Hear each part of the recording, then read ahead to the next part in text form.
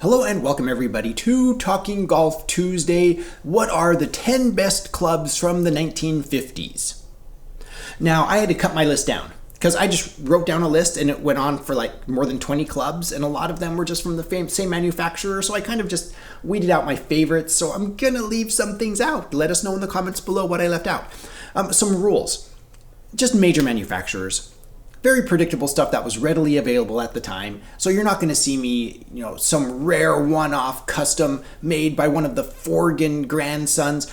Okay, that's not what you're going to see here. Okay, so that said, let's just dive into it. All right, we're going to start with number 10. Number 10, through the 50s, one of the most influential putters was the bullseye putter.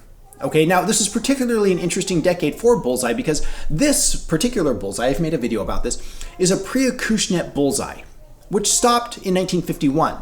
And then after that, it was acquired by Acushnet, Titleist, Acushnet, and they started stamping Acushnet on these, all right? So, this wasn't the first, you could say the first Acushnet bullseye, but not the first bullseye putter, but that in that decade, this is one of the best putters available. The heel-toe balance, it was absolutely a stunning putter. Something that was used all the way through the 50s, the 60s, the 70s, the 80s. You watch people playing in the Masters with a bullseye putter in the 80s. So very capable putter and one of my favorites. When I'm throwing together a vintage set, I almost always consider the bullseye putter. Moving on to number 9, we have the 1A Ping putter. This thing is just a Liberty Bell. When you hit a ball with this, I've hit these before. It's just dong. It's supposed to go ping, and it has some sustain on it, right? It's just going to ring for a little bit. You can putt, and then 3 seconds later, you're still hearing that ringing, all right? It's awesome. And this is one of those putters where I don't think it's the best putter in the world. It has the heel-toe weighting, I agree, but so does the bullseye. It just has that ping sound to it, and it really kind of grab the attention. And this is the famous story at the end of the 50s, 1959, the famous story of Karsten Solheim in his garage, figuring out the heel-toe weight, and he made this ping, and that defined the company Ping. Okay, and then obviously in 1966 they come out with the answer. That's a different decade. We'll talk about that in another video. But in the 50s, 59 is where Ping started the manufacturing of putters, which is huge. Okay, 1959. So the 1A Ping putter, absolutely phenomenal, okay? Again, not something I want to go out on a golf course to play with, but I need to recognize it as very influential. Then we move on to one of my favorites, the 1954 945 driver. I have one of these kicking around somewhere. I should have taken some time and dug it out, but I made a video about it. To me, this driver not only represents wins by professional golfers, but to me personally, it's just an absolutely stunning, fun to hit persimmon from the 50s. When I hit it, I'm just like, this feels, I would say, equally good. It's hard for me with someone at my skill level to distinguish it from like any of the persimmons from the 80s or 90s. All right, and this was made in the 50s. It feels amazing. It's amazing to hit, not only to hit but to look at. And so when you combine those two things of like, wow, I want to play this club, to wow, this looks amazing, you get a gem, okay? And this is the brand, MacGregor. This is the brand that really dominated through the 50s, and I just, I had to move some down so I could get some of these other manufacturers in because I feel like it represents kind of the peak of their game in the 50s. So the 1954 945 driver, absolutely stunning. The Wilson 1959 Dyna-powered irons. I made a video about these. It blew my mind, like how wonderful these are. They don't look as clean or as well manufactured as some other brands, which we'll talk about here. But they are a really, really solid iron. I get it. And it's the whole, the Dyna-powered thing all the way through the 60s. Kicked off in the 50s, and it's hard for me to remember that sometimes. When I look at those irons, I'm like, is that from the 50s? It's really good. It's a really good iron. So I want to recognize, in my opinion, the Wilson 1959 Dyna-powered irons, phenomenal. Absolutely gems when it comes to irons from the 50s. I would happily throw those in any 50s set. Now we're getting into some fun irons. Through the 1950s, you can just kind of pick a year. The MacGregor MT irons, the MacGregor tourney irons, let's call it that. So the MacGregor tourney irons really saw some interesting progression. And with the weighting, kind of moved up, kind of give you that really interesting sweet spot with some interesting designs that you just don't see today.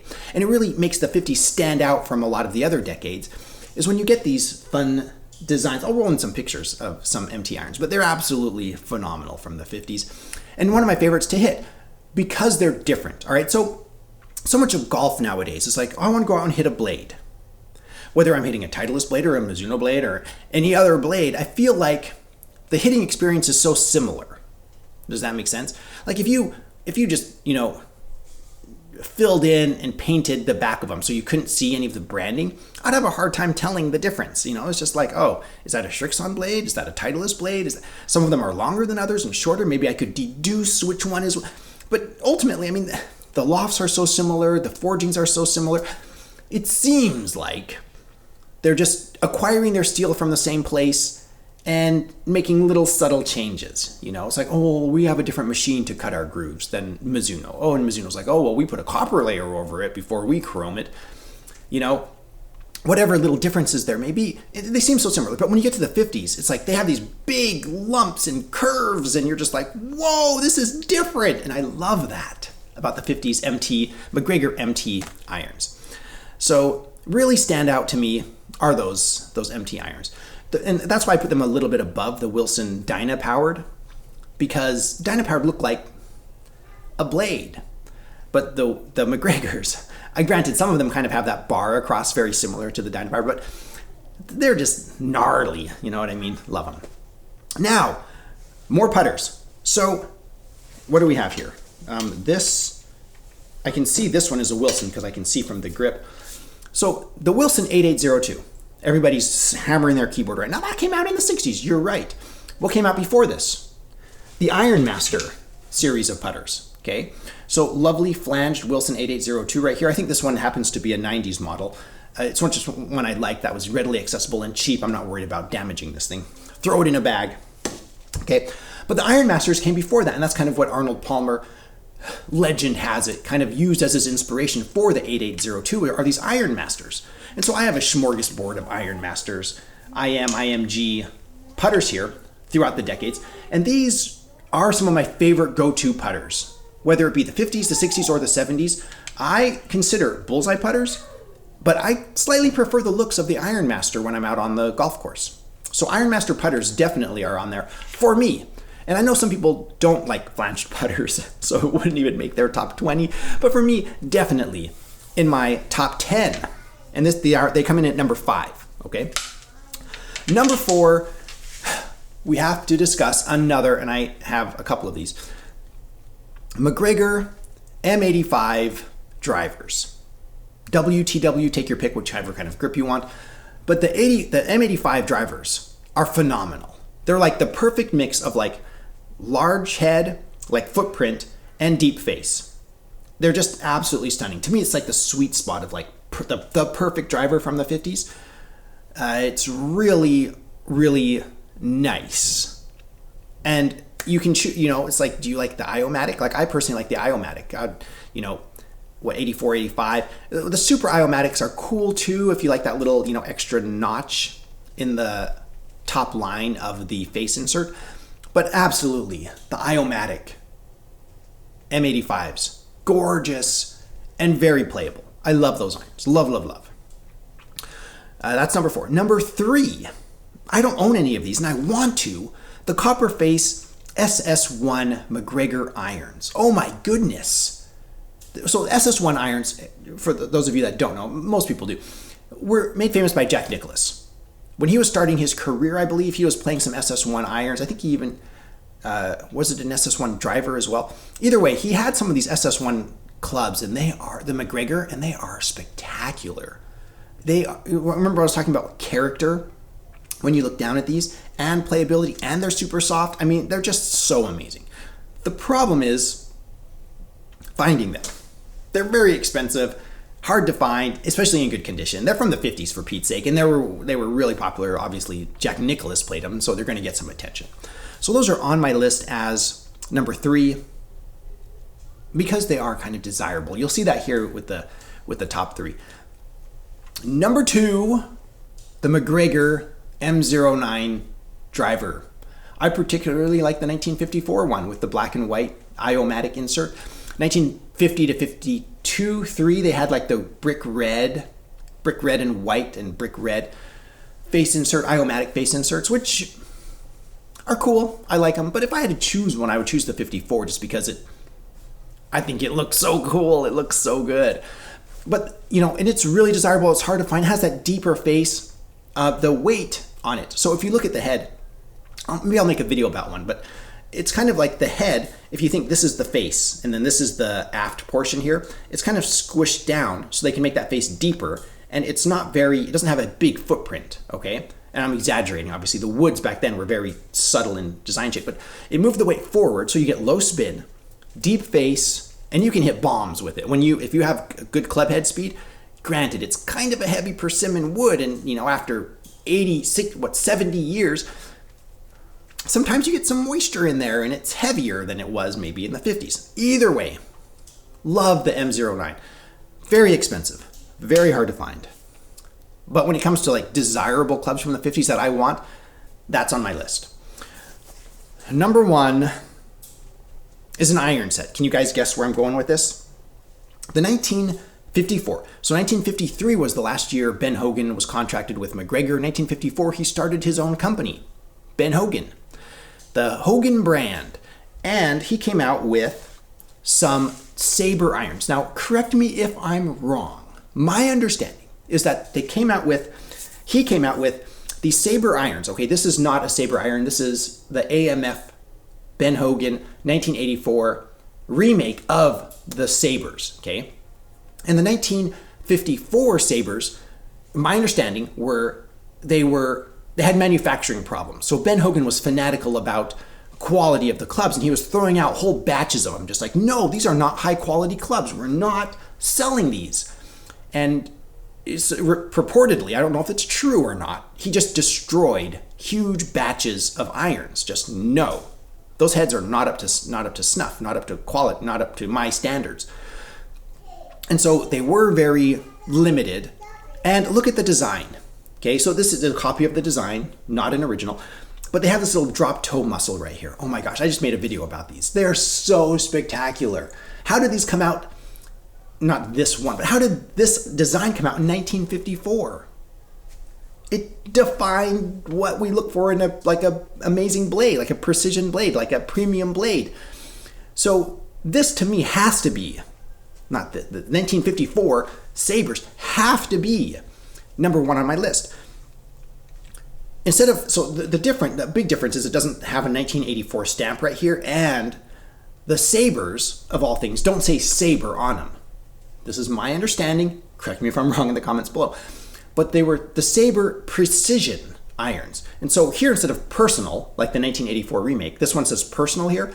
The 54 ones say precision here. So if you find something that looks like this and it says precision here instead of personal, you better snatch that out of Goodwill. Just go buy them for $2. Okay, buy as many as you can find, because those are the original sabers. Absolutely gems. Now there are so many other clubs that are worth mentioning. The P40, right? MacGregor driver. I could go through almost everything MacGregor made in the 50s. That's absolutely amazing. Wilson was coming out with great things. Like I have some Wilson top-notch woods from the 50s. They're amazing. They're laminate, maybe not as desirable. I mean, there are so many great clubs in the 50s. I'm excited to read what you think should be on this list, or what's on your list. Or obviously I missed something. I must have. I was looking through catalogs. I was looking through my collection. I was looking online, and there are lots of high quality. Like the Hagen line from Wilson was still around, and I haven't hit any of those. So it's hard for me to say, go check those out. Are those better than the MacGregor tourney irons? They might be. So let me know in the comments below what I missed and what you would add or what you would have in your top. You can just leave your whole top 10 list in the comments below. I'm excited to read best clubs from the 1950s. Now we're going to move on to fantasy golf. The BMW Championship was won by Viktor Hovland. And one of my favorite things on the planet, so I'm going to put the leaders up, is when you have big names at the top, okay? And I love it, it's the playoffs, so you better have some big names. So you have Viktor Hovland, followed by what was tied for second. You have, I'm going to, like Scotty Scheffler and Matt Fitzpatrick. You're going to switch them, right? So you need to say Matt Fitzpatrick and Scotty Scheffler. And then who was fourth? Like Rory McIlroy. Like big names, all big names just up there at the top. I love that. That makes me so happy. I think Victor, who, by the way, I love the spelling of his name. It's like Viktor. It's like Victor. It's like, somebody who's, owns a yacht and is like driving aggressively in like a sports car, like some sort of like evil villain who's kind of like on the verge of being like a superhero, but you're not quite sure, like Batman, right? It's like Bruce Wayne, Viktor Hovland, right? It's like the same, right? No, nobody's following. All right. Okay. Moving on. If you want to join us, is it the end of the season? I think, is there another tournament? Let me pull phone break here. Go about your business. I think there is another couple of tournaments, isn't there? We can go to Fantasy Golf, go to the calendar here. We have one more, the Tour Championship on the 24th through the 27th of August. That's this upcoming weekend here. So there is one more. And then what you're seeing here is going to be finalized. These will be the winners for the 2022-2023 golf season here. And if you want to join, now's a great time to join because you can get a fresh start for the new season, which is going to start here in the end of the summer. So be sure now's the time to join if you're interested in joining Fantasy Golf. And congratulations to the winners. And I'll put a link in the description below to the league. It's just the Vintage Golfer League on the PGA Fantasy website. Just PGA Fantasy Golf. Create an account. Click the link in the description below, and you too can join us here playing fantasy golf. Now, that said, I need to give special thanks to everybody who participated this year. It was great fun. Like, I had lots of fun watching everybody. It's like keeping track of who's winning, and it's just a good time fantasy golf. I also want to give a huge shout out to my patrons. Thank you so much for your support. I really appreciate it. It means a lot. If you'd like to join us on Patreon, I post a few behind the scenes pictures and updates. It's more just general support than like I'm offering anything special. That might change in the future, but if you'd like to join us on Patreon, you're welcome to. And I'd also like to encourage you to support this channel in another way. I have an Amazon shop where I sell golf stuff and some other things, YouTube supplies and stuff. And I'll put that link in the description below. I am an Amazon associate. I make proceeds from qualifying purchases. That's how it helps this channel. Another way you can help is just subscribe. I'm always trying to put out some content, some golf-related content, some vintage content. So looking forward to seeing all of you next week. Thank you so much for watching. I am the Vintage Golfer.